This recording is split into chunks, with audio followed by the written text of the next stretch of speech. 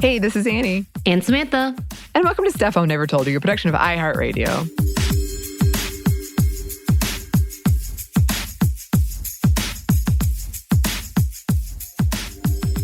And welcome to another happy hour. We are actually recording this one at happy hour time on Friday. Happy hour time-ish. We are. Yeah. So cheers to that. Cheers, Friday. Yes. Oh, so excited. Also, as always, drink responsibly if you choose to do so.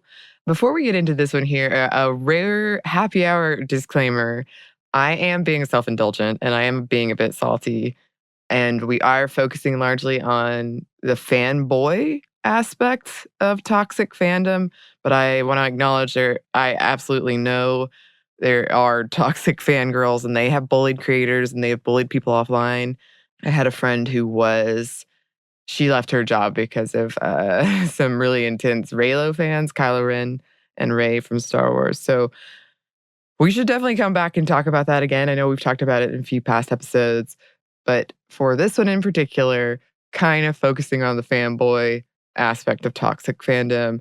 And I also want to say, while this might sound like a hit piece to certain male Star Wars creators, it's not. It's absolutely not. I promise you it's not. And also, I want to say, I thought about this like perhaps way too much, but I was thinking about kind of Star Wars books when I was younger.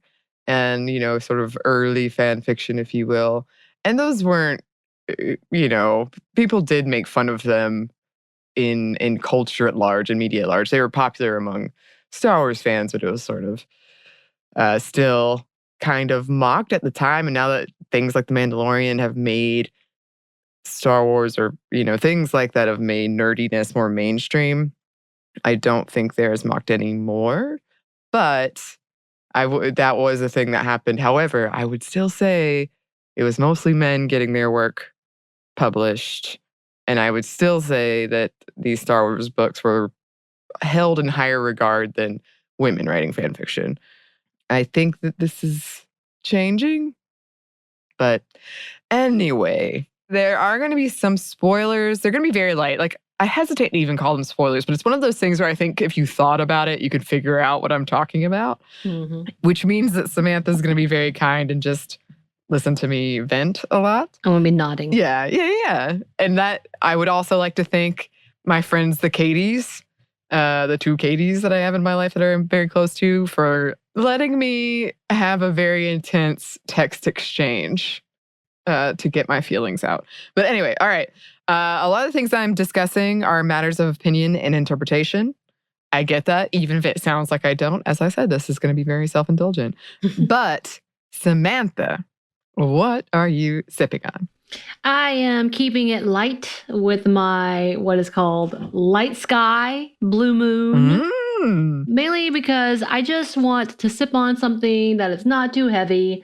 And sometimes beer makes me super sleepy. And I'm deciding like the obviously the higher alcohol content, but like IPAs and any of the craft independent that I do love makes me sleepy. So I feel like I need to be aware for this conversation just for you. So I'm sipping on just a generic beer. What about you? Okay. Well, that's perfect because I didn't even specify what spoilers you might have to worry about. We're talking about Scream and Star Wars. Okay. Book of Boba Fett stuff in here. And, the Blue Sky, Blue Moon, there's an Indoor Moon Star Wars parody of that beer. So you're right in I was going to say in fashion. That's not correct. But I am sipping on what is essentially a gin and tonic, but spicy, because I'm feeling very spicy for this episode. I just put some hot sauce in there, and it's actually really good. It's got a nice kick. I like it. Yes. So, all right, let's get into this because I got a lot to say. A lot of franchises are getting rebooted, or they have new entries that are coming out right now. And we've talked about a lot of them, including, and just like that, recently, the Sex and the City. It's not, reboot is not necessarily correct, but yeah. Continuing story. The continuing story. Thank you. The Matrix. We did a whole feminist movie Friday on that. We mentioned Halloween, Scream, and of course, Star Wars, all the time Star Wars. And something I've found interesting is that a lot of them seem to address fans and how fans perceive them or how fans have influenced these franchises or toxic fans. And they almost have like a wink wink thing going on about moving on from legacy characters or holding on too tightly to how you think a character should be and how these characters are never going to be happy as long as we keep bringing them back. And trust me, I feel so sad for my fictional characters that I love. I'm like, I want to see this movie, but I want you to be happy, and I know the two can't coexist. They can never coexist. No, not if we're going to keep making this type of movie. In this case, I'm talking about Scream. And I have a fan fiction I'm writing right now, and I kid you not, I know how the story goes. I'm at the precipice of it going all wrong. I can't write it, Samantha. I feel too guilty. I'm like, I can't do this to you. The tragedy, is there just too much tragedy in it? It's too much. I want you to be happy. So I've actually skipped the traumatic part, and I've started writing the healing from the traumatic part. I mean, that's not a bad thing. I think it could work. I think that's fine. But it's fun. I never used to have that problem before. But now I'm like, I cannot do this to you. But I still have it hanging there. Like, ooh. Also, I want to say I learned some new fandom terms. And this is from tvtropes.com. Quote, when a creator answers a question about their work, should they provide an in-universe answer or a real-life answer? The former is the Watsonian perspective, the latter, Doyleist. Oh, as in like Watson and Doyle is the writer. Okay, I get it. Yes. Okay. Yes. I bring this up because that's been some criticism of specifically Book of Boba Fett is like, I, being like a lot of fans, get why you have to make these decisions based on budget or technology or, just basically like plot stuff, but you didn't explain it in universe. Like, I get your real life limitations, but you were kind of just like, okay. Here we go. And you didn't really give it an answer. So I had never heard of that before, but I was like, yes, that's it. Because all the time you're thinking about like, oh, I wonder why they couldn't do this. I bet they didn't have the money or something like that. Right. So they are those terms.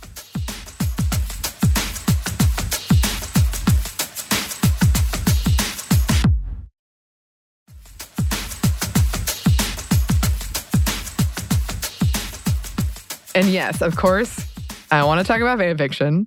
How we look down upon fan fiction when women and non-binary folks write it, but we laud it and make it into movies or TV shows when it comes to men. And on top of that, how toxic fanboys and studios are controlling what material gets made and who gets to participate in making it. If I could like make a thesis statement of the like anger that I'm feeling, which by the way, if this was a different show, I would read that text exchange. Oh, really? I was going off. I think it is, I'm frustrated with who gets to decide what canon is. And then I'm frustrated with the fact that toxic fandom is also influencing who gets to decide what canon is. When we are also making fun of fan fiction, which is what you are doing. Right. Yeah. So I do also want to put in here, I've said it time and time again, fan fiction is a hobby. For a lot of people, it's a hobby. And it's not like ever intended to go beyond that. It's like if you like playing soccer and you're not ever thinking, oh, I'm going to be a professional one day. You just like playing soccer. Right. And I had somebody tell me recently, you could make money if you had a Patreon and people could read your fan fiction. And I said, I sure could, but that kind of ruins to me what fan fiction is, which is this sort of beautiful free space where we're all doing that. And then I think it would become this capitalist thing, which is part of what I'm talking about here, which is part of the problem. So it's as seemingly simple as a topic as this is. There are a lot of layers, and my mind is always percolating on it. So wait, for fan fiction that has become successful, is that the same thought process? Like, did they sell out, or is it like, no, we want that too? To me, neither. It's not they sold out. To me, there's plenty of fan fiction, and this is a point I'm going to make throughout this, that is really good. And like, I would pay to read it. And plenty of it is better than a lot of what I see. But I guess my worry is if like the whole world of fan fiction got monetized. Like I don't think it's wrong that some things are picked up because they're really resonating with people and then they make money. What bothers me is like if the idea that if I had to pay to read fan fiction, I don't think I would. And I love fan fiction. I love fan fiction. Yeah. So it's more just like I don't want to turn that world into a place where it's only monetized and capitalized. I like that some people have found success. And I think that some people could I think one person said, what if it was like you just got the update early and that's the Patreon that you pay for? I was there's ways it could work. I just don't want the whole You would pay space. for that. Yeah, sometimes. Yes. I know you would. Yes, I would. Yeah. I got no real problem. I do have a problem with like some people who have made success from fan fiction, writing fan fiction, and then looking down on fan fiction and getting mad when people write fan fiction about their work. That bothers me, but that's kind of a separate. Yeah, that's fair. That's fair though. Yeah, that's a separate issue. Hypocritical. So this whole thing was inspired by, yes, the Book of Boba Fett recently ending, but also a recent daydream I had of like, ooh, what if I got to write a Star Wars show? Like, what would I do? And then I had the almost immediate shutting down of this dream not because I didn't think I couldn't do it, but because I thought two things in quick succession. One, these men doing it are more qualified. Two, I don't want to deal with the inevitable fanboy backlash. Which is not good because if that's one of the first things I think, that's that's already gatekeeping. That's already like, okay, these men know better, which, they might. But it's not, it was more of a just immediate shutting down of no way I could compete. And it was less of, oh yeah, they've been working in film and movie and writing. It was more of they're men in this like nerdy world. And then the second, like the fanboy backlash that I was I don't want to deal with that. I don't want to. And I know people who have left projects because of fan backlash and fanboy backlash specifically. So that's already like, it's already not great when it comes to diversity in these fields, but for that to be causing, in this case, I'm thinking of women I know, to leave, that's making it worse. And I want to put in here, like, I know how annoying it is for people to look at your job and think, oh, I could do that. When you've had training or been in the business for years. Total like respect, but still like just I don't know. I guess I'm questioning who is afforded these opportunities because I still think I could write something pretty good. I think you could too. I think I could. You definitely could. It frustrates me that I just instantly doubted that. Like even though I was like, this idea, I think I could do that, and then I was like, oh no, you could never do that. I will say also having to deal with studios, especially a big studio like Disney, it seems like a real nightmare. Not sure I could do that very well, but I think I could write the thing. You just have to be famous before the fact. Yes. So we need to make you famous, real famous, and then have the support of Mark Hamill, and then you would be down. I would melt into a puddle. I know you would. That's it. Like if you ever can't get a hold of me, like after he ever tweets me or something, you can't get a hold of me, By the by, our Twitter, the Stuff Mom Never Told You Twitter, has now, they do updates. He did not recognize it. They do updates of like, you might be interested in this person's tweet. And we follow a lot of people. And out of nowhere, it says, here's Mark Hamill's tweet. And I didn't even know what it was about. But because someone in the Twitterverse has realized your love, and we don't even follow Mark Hamill on our Stuff Mom Never Told You, but it needed to alert us about Mark Hamill's tweet that I'm pretty sure is because of you, which is quite funny because we don't mention it at all in Twitter. But for me to get that notification, or for me to see that notification, I was like, this is Annie's fault somehow. I don't deny it. I don't deny it. So I wanted to talk about Scream 2022, which was a movie that I loved. I saw it at the drive-in And then I was fortunate enough to see it again. And I absolutely adored it. And it actually addressed some of the stuff we're talking about. And one of the things they have, of course, in every Scream movie, they have the scene where they sit down and they talk about the rules of the horror movies. Because if you haven't seen these movies, they're very, very meta. And in this one, the character, I can't remember her name, but she's like Randy from the original movies, his niece. She's like, we got to talk about requels.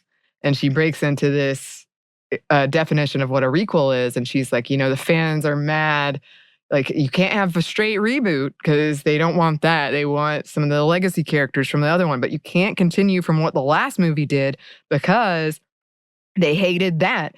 So you have to create something that's not quite a sequel. It's a requel. It's in between a reboot and a sequel. And so the movie in itself, yes. Yes. Exactly. And no joke, they bought up Star Wars in that conversation. And The Last Jedi in particular.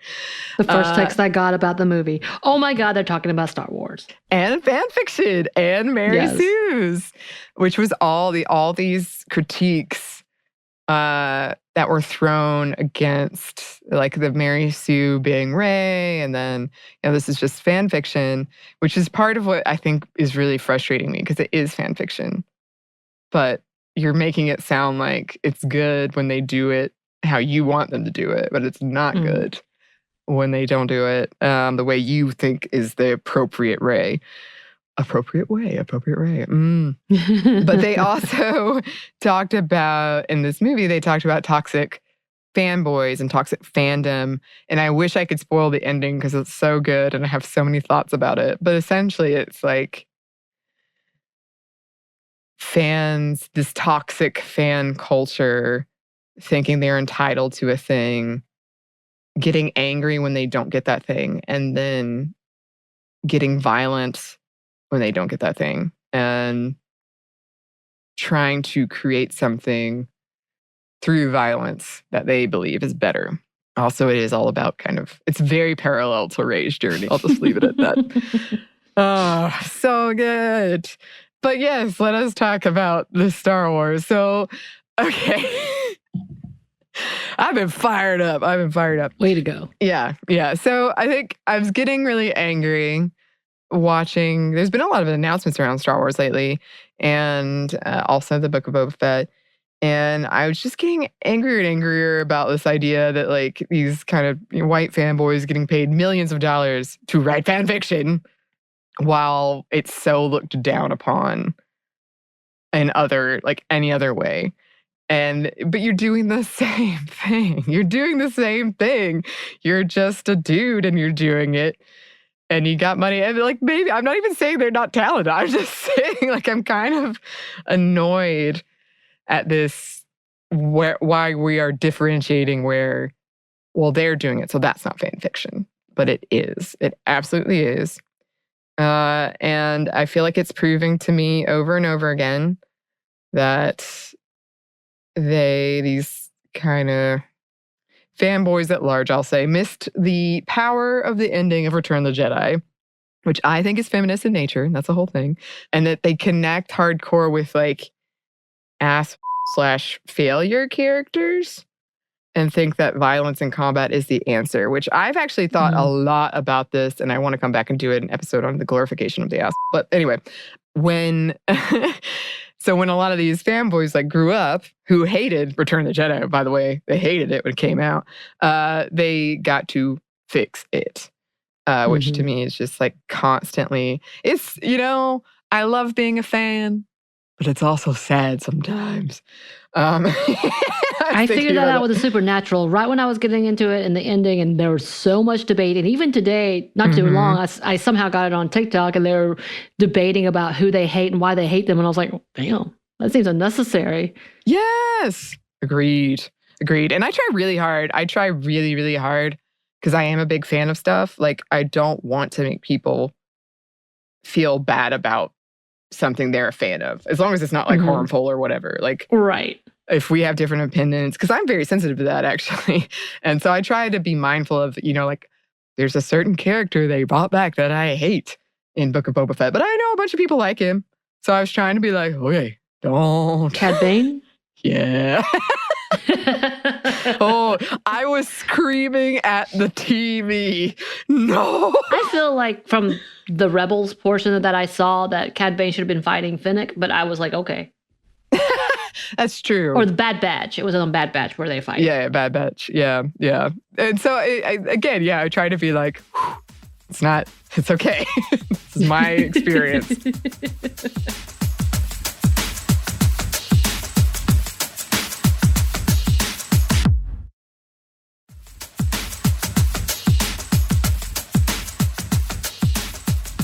But yeah, it also cracks me up that a lot of the fanboys who were behind the whole not my Luke Skywalker thing were mad that he wasn't a cinnamon roll anymore. But if I told them what a cinnamon roll was, they would deny it. They would deny that's what they liked. Would.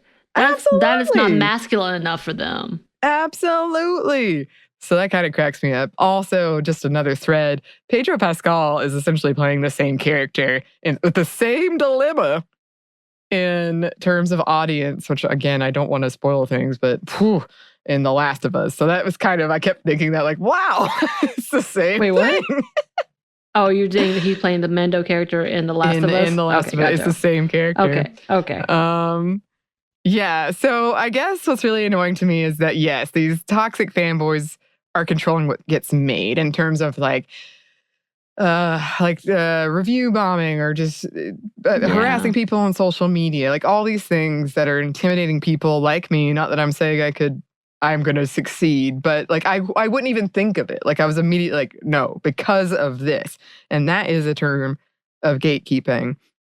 And that at least somewhat, along with studios interfering, that's just influencing these franchises in particular so heavily, not just Star Wars. And on top of that, a lot of the writers paid to write this glorified fan fiction are still men who I think would be outraged if it was called fan fiction. I think they would be real pissed. So do we know Filoni's stance on fan fiction? Because the way he describes why he loves it so much, it sounds like he's talking about fan fiction. Because he was like, I took the story and I imagined what if. Yeah. I don't know, but I imagine it would not be good. Because my thing is, like, I still think even if he was like, okay, yeah, fan fiction, there's still that hang up on that idea that fan fiction is written by young girls who just want to have sex with like characters they like, and that creeps them out.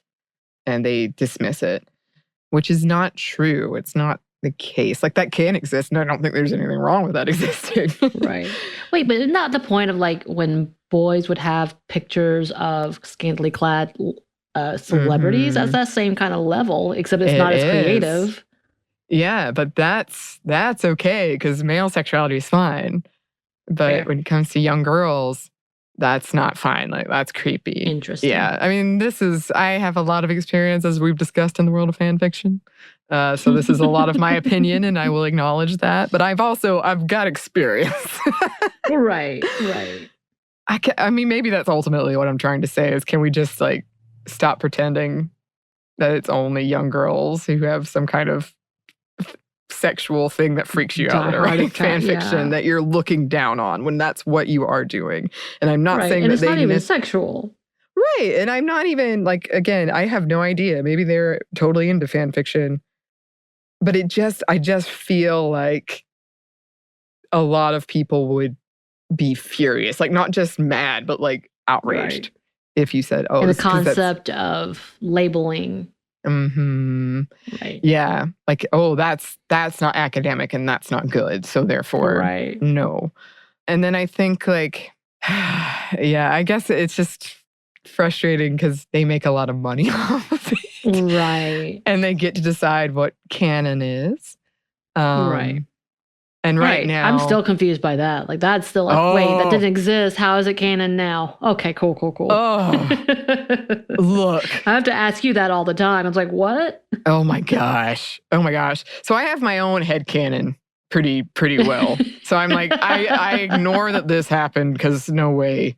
I'll accept this. It's a whole thing.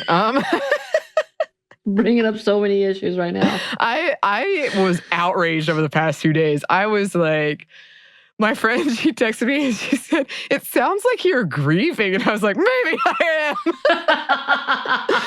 am. But perhaps you are. I also am very, I try very hard. This will pass. I'm right now, I'm feeling it real hard, but this will pass. And I try really hard not to be it's not worth, in my opinion, it's worth getting upset over, but it's not worth getting that upset over. I have ultimately no control.